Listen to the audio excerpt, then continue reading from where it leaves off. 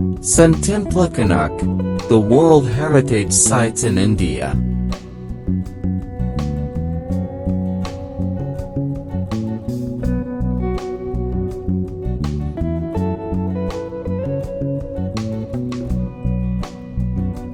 Konark Sun Temple is a 18th century Sun Temple at Konark, about 5 kilometres northeast from Puri city on the coastline in Puri district, Odisha. Into the temple is attributed to King Narasimhadeva I, the Eastern Ganga Dynasty, about Act 250 Dedicated to the Hindu sun god Surya. What remains of the temple complex is the appearance of a 100 high chariot with immense wheels and horses, all carved from stone. The structures and elements that have survived are famed for their intricate artwork, iconography, and names, including erotic, kama, and mythos scenes.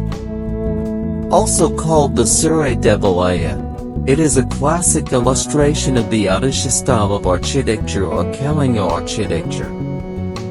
The cause of the destruction of the Konark temple is unclear, and still remains a source of controversy.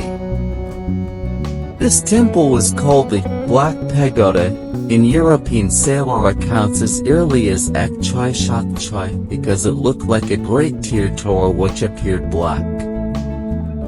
The temple that exists today was partially restored by the conservation efforts of British India archaeological teams.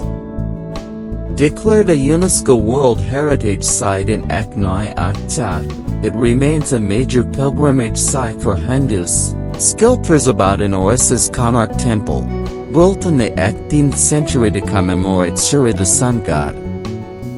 However, the temple itself is actually a Jain sculpture of the sun god riding his chariot, and is deemed a World Heritage Site because of the unfathomable intricacy of the carvings. From the gigantic chariot wheels to the detailed depictions of every aspect of life in Orissa at the time, the Konark Temple is unparalleled anywhere in the world.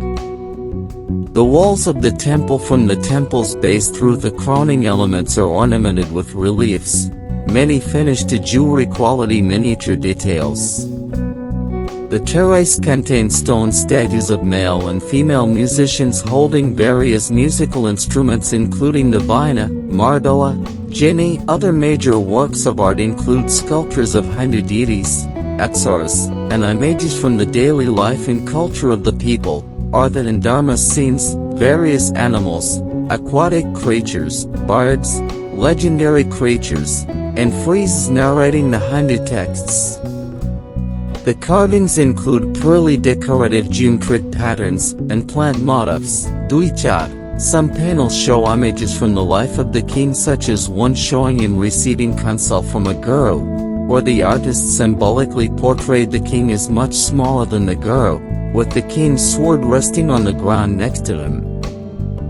The Upana, Mudding, layer at the bottom of the platform contains friezes of elephants, marching soldiers, musicians, and images depicting the secular life of the people, including hunting scenes, a caravan of domesticated animals, people carrying supplies on their header with the help of a bullock cart, travelers preparing a meal along the roadside, and festive processions. On other walls are found images depicting the daily life of the elite as well as the common people.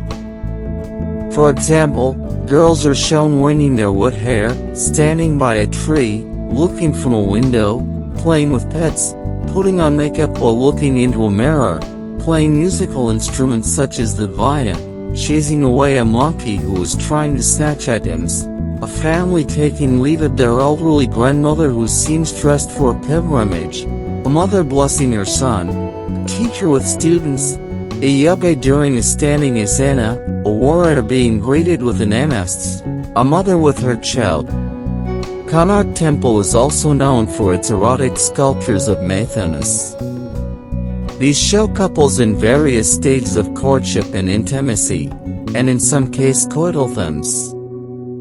Notorious in the colonial or for their uninhibited celebration of sexuality, these images are included with other aspects of human life as well as deities that are typically associated with Tantra.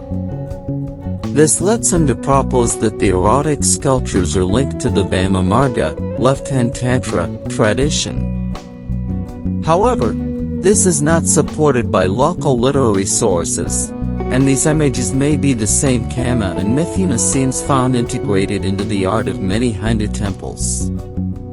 The erotic sculptures are found on the temple's shikara, and these illustrate all the bandhas, mudra forms, described in the Kamasutra.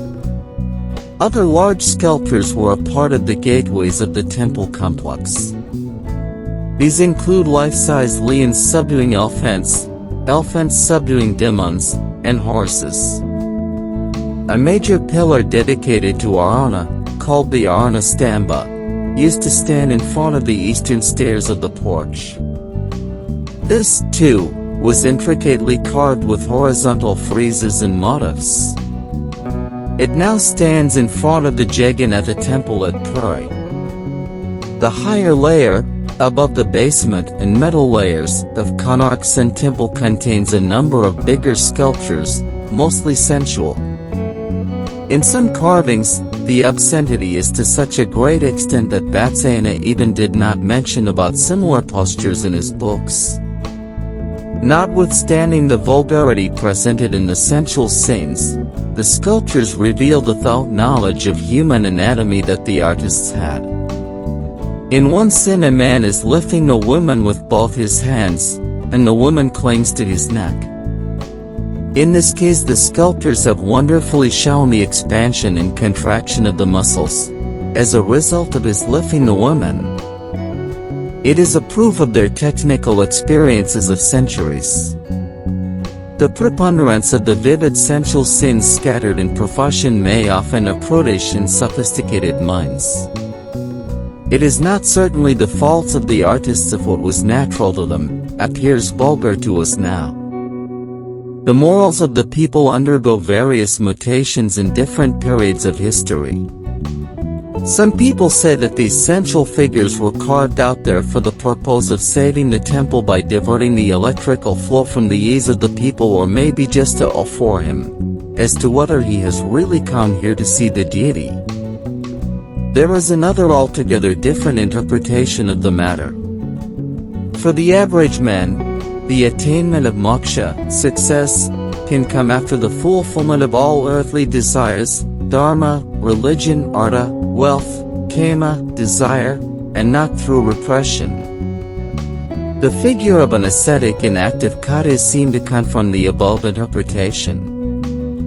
Whatever their object might be, love scenes in various poses, embracing, hugging, kissing, and in the act of katyas are indeed a feast to the visitor's eye. People can only think of this when he is almost disgusted with all sorts of enjoyments.